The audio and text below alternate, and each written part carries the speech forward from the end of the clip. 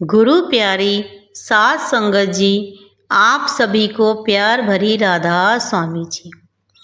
संगत जी, हम में से अक्सर कई लोगों की यह शिकायत रहती है, शिकायत ही नहीं बल्कि उनकी चिंता का कारण भी बन जाता है कि मेरी तो किस्मत खराब है, मेरे तो भाग्य में है ही नहीं, चाहे मैं कितना भी प्रयत्न क्यों ना कर लूं। संगत जी, आज के समय में हम में से ना जाने कितने लोग इसी चिंता में अपना पूरा जीवन गुजार देते हैं कि अच्छी नौकरी कैसे मिले, अच्छी शादी कहाँ हो जो सफल हो सके, धन कैसे आए जिससे ये जीवन यापन हो सके। इन सभी प्रश्नों का उत्तर श्री गुरु ग्रंथ साहिब जी कहते हैं कि जब माँ के पेट में उस प्रभु ने अपने पैदा किए हुए जीव की भीषण गर्मी में संभाल कर रखी है, जब एक कछुआ जो कि पानी में रहता है और उसके बच्चे जमीन पर रहते हैं और उनके पास ना तो पंख है ना कुछ खाने की व्यवस्था है, उनकी संभाल कर रखी है, जब दुर्गम से दुर्गम स्थान पर भी चींटियां अपने खाने का प्रबंध कर लेती हैं, तो क्या परमात्मा हमारी संभाल नहीं करेगा। हमारे भाग्य में जो है वो हमसे कोई नहीं छीन सकता, और जो हमारे भाग्य में नहीं है वो आकर भी हमसे चला जाता है। तो संगत जी, हमारा आत्मा, हमारा मन बिना बात की, बिना बेफिजूल की चिंताओं में ग्रस्त रहता है। अगर इतनी चिंता हम यह सोचने में लगा दें कि उस परमात्मा से मिलन क्या, कैसे हो, कब हो, वह परमात्मा हमें किस प्रकार मिले, तो शायद हम अपने असली उद्देश्य को पूरा कर पाएं। संगत जी, आज की साखी हमें यह बताती है कि कैसे परमात्मा अपने जीवों की संभाल करते हैं, सतगुरु कैसे अपने भटके हुए शिष्यों को राह पर ला देते हैं।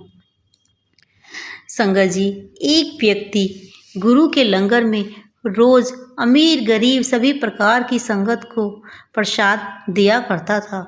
एक दिन वह लोगों को प्रसाद दे ही रहा था कि मन में सोचने लग गया कि मैं तो कितने लोगों को रोज खाना खिलाता हूँ।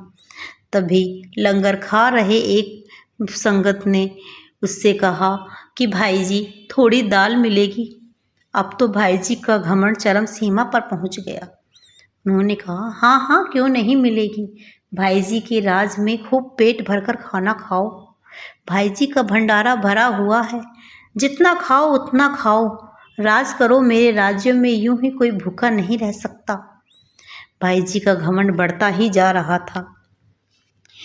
अब सतगुरु जिसे ने उन्हें नामदान दिया था, भले कैसे अपने शिष्य को इस राह पर भटकने देते। सतगुरु उसके सपने में आते हैं और उससे कहते हैं कि आज एक जरूरी काम है, मेरे साथ चलो। गुरुजी उसे एक ऊंचे पहाड़ पर ले गए और वहाँ काफ़ी बर्फीला इलाका भी था। वह पहाड़ इतना ऊंचा था कि ठंड के मारे भाई जी की जान निकली जा रही थी और सांस भी नहीं आ रही थी। उसने गुरुजी से कहा कि हे सच्चे बादशाह, मुझे तो सांस लेने में दिक्कत हो रही है और ठंड के मारे भी मुझे जान जा रही है। तो सतगुरु ने कहा कि घबराओ मत, तुम्हारे सामने जो जमीन है उसे खोद दो। गुरुजी के कहने पर भाई जी ने गड्ढा खोदना शुरू कर दिया। गड्ढा खोदने के बाद उस जमीन में एक कपड़े में बंधा हुआ एक पत्थर मिला। गुरुजी ने बोला कि अब इस पत्थर को भी हटाओ। भाई जी ने पूरी जान लगाकर वह पत्थर बाहर फेंक दिया। गुरुजी ने कहा, अब देखो कि यहाँ पर क्या है। भाई जी देखकर हैरान रह गए। इतनी दुर्गम जगह पर छोटी छोटी चींटियाँ खाना खा रही थी। गुरुजी ने उससे पूछा कि क्या इन्हें भी तुम खाना खिलाते हो, और कहकर सतगुरु चले गए। उस व्यक्ति की आंखें खुल गई। जब वह नींद से जागा तो उसे अपनी गलती का एहसास हो गया। उसने हाथ जोड़कर कहा, हे सच्चे बादशाह, मैं तेरा शुक्रगुजार हूँ, तूने मुझे मेरी भटकी हुई राह से सही राह पर ला दिया। मुझ में तो अहंकार आने लगा था और अहंकार हमारे भजन सिमरन में एक सबसे बड़ी बाधा है। तो संगत जी, सतगुरु पर पल हर क्षण हमारी संभाल करते हैं।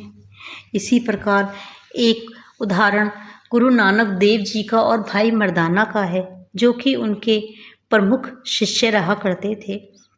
एक बार गुरु नानक देव जी और भाई मर्दाना एक गांव से पहुँचे। वहाँ एक वैद्य जो कि बहुत मशहूर था और काफ़ी दूर दूर से लोग उससे दवाई लेने आते थे।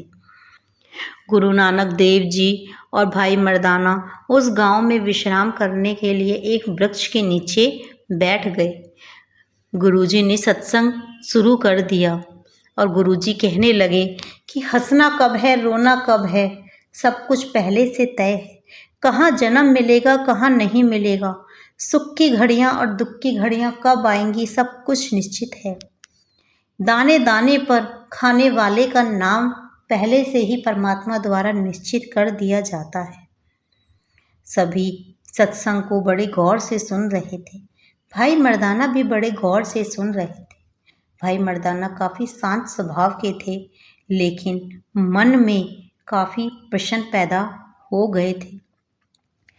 जब सत्संग समाप्त हो गया तो सतगुरु से भाई मर्दाने ने कहा कि गुरुजी, क्या पहले से ही सब कुछ निश्चित होता है?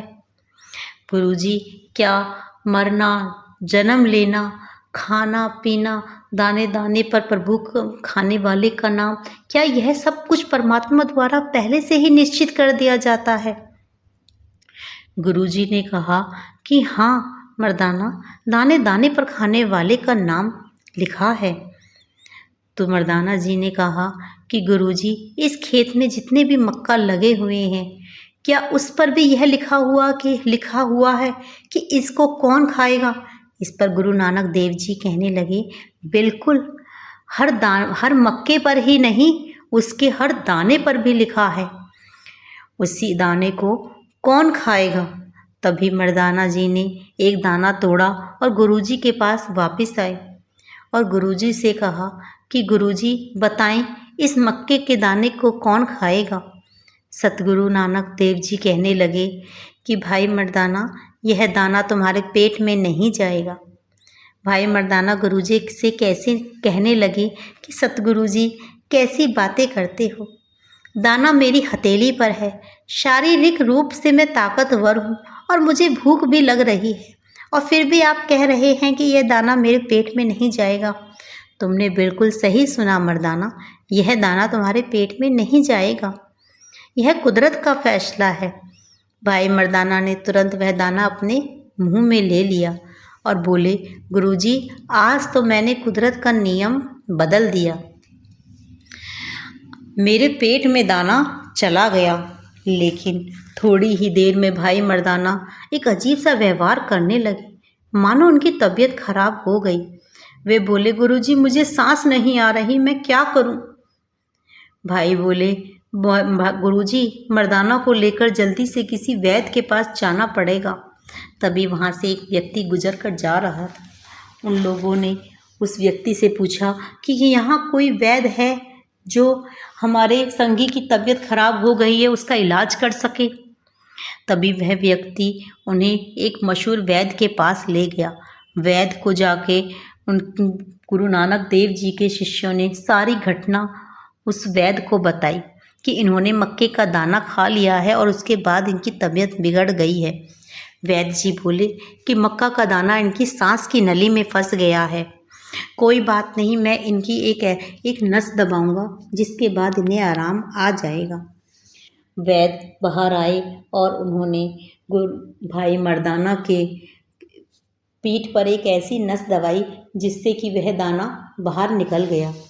और वहाँ पर कुछ मुर्गियाँ घूम रही थी, उनमें से एक मुर्गी आकर उस दाने को खा गई। जैसे ही मुर्गी ने वह दाना खाया, मर्दाना बिल्कुल ठीक हो गए और गुरुजी के पास आकर बोले कि हे सत्य बादशाह, मुझे माफ़ कीजिए, मैंने आपकी ही बात पर शक किया, वाकई ही दाने दाने पर लिखा है खाने वाले का नाम। तो गुरु प्यारी साध संगत जी, इसी प्रकार हमें भी संत महात्मा हमें यह समझाते हैं ये साखियाँ हमें केवल यही प्रेरणा देती हैं कि हमें चिंता नहीं करनी है। चिंता तो हमें उसकी करनी चाहिए जिससे हमारा भला हो सके, और भला हमारा इन संसारिक सुखों से नहीं होगा। अगर यदि हमें चिंता करनी ही है तो हमें इस बात की करनी है कि हमें वो परमात्मा कैसे मिले, हम ऐसा क्या करें कि हम उसकी भक्ति में डूब जाएं, हमारे अंदर उस परमात्मा के प्रति इतनी भक्ति आ जाए, हमारे आंखों में आंसू हों तो उस परमात्मा के नाम के हों, चेहरे पे खुशी हो तो उसके मिलन की हो। तो संगत जी, यदि हमारे अंदर ऐसी भावनाएं आने लगें तो हमारा इस आध्यात्मिक जीवन में एक उन्नति हो जाएगी, और इस संसारिक सुख दुख से तो हम काफ़ी दूर हो जाएंगे। साथ संगत जी, यदि आपको मेरी वीडियो पसंद आई हो तो कृपया हमारे चैनल को सब्सक्राइब कर ज़रूर जाना जी, और कमेंट में राधा स्वामी लिखना ना भूलें, क्योंकि जब भी हम राधा स्वामी लिखते हैं या बोलते हैं तो हमारा अंतर्मन एक भक्ति का भाव पैदा हो जाता है और हमारा मन उसी में ही डूब जाता है। राधा स्वामी जी।